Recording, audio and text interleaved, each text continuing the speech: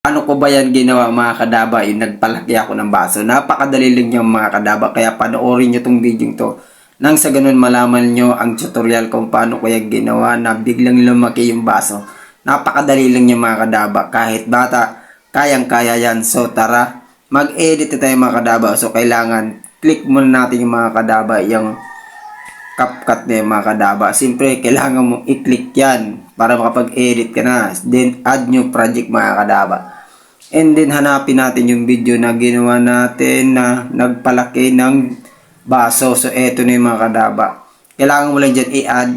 Then, pag nandiyan ka na sa may CapCut, hanapin natin yung kung saan siya nag-champo na magpalaki ng baso. Diba? Kung maaari lang ito mga kadaba. So, ayun mga kadaba, parang may inuhula na siya dyan. Oh. So, ganyan lang mga kadaba. I-click mo lang yung split, then delete. And then, add overlay. Kailangan mo dyan mga kadaba mag-overlay, siyempre. Then, click natin yung photo na may baso. Ayan mga kadaba, yung baso na yan. And then, ang gagawin mo, ilong press mo lang yan. Pahabain natin yan, pahabain. Yan, pag mahaba na siya mga kadaba, then punta ka dun sa unahan. And then pagkatapos niya mga kadaba, ang gagawin mo dyan, papaliitin mo lang yan. Ayan, papaliitin mo lang.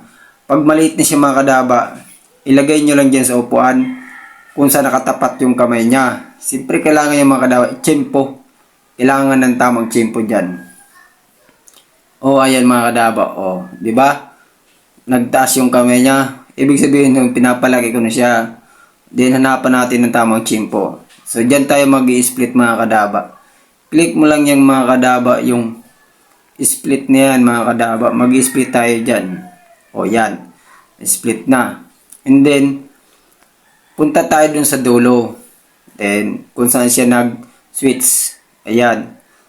O, focus tayo dyan mga kadaba sa may kamay. Siyempre kailangan yan. O, ayan mga, o yan. Kung saan siya nag-click. Diba? So, yan mga kadaba. Oh, then, pag nakapokus na tayo dyan mga kadaba sa may kamay, split mo na. And then, pagkatapos dyan mga kadaba, pag na-split mo na, punta ka dun sa may gitna. And then, i-touch mo yan mga kadaba. Paka-touch mo, and then pag na-touch mo na siya, ang gagawin mo, i-drag mo lang yan. Papalakihin mo lang. Ayan, malaki na siya mga kadaba. O, ayan, ganyan lang mga kadaba, magpalaki. I-drag nyo lang siya, papalakihin nyo lang. At i-play natin mga play. Yan. Okay na. Ganyan lang mga kadaba. Naku, talaga napakadali lang mga kadaba.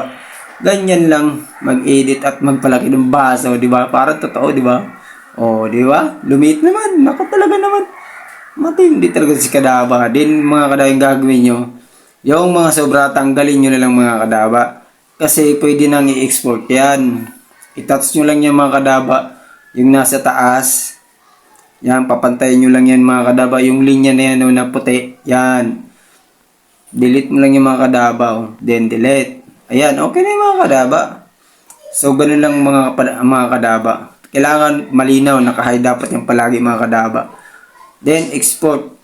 So, ayan na mga kadaba. Kung nagustuhan nyo, pakipalo na lang. Thank you.